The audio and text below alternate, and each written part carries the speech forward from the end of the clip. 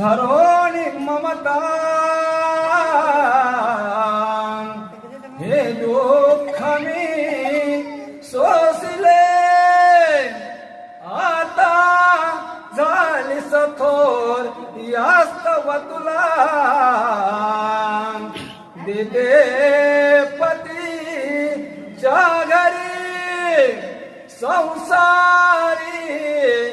तुम्ही हो सुखात सजणी ज्याचे कुटुंब लहान नांदावे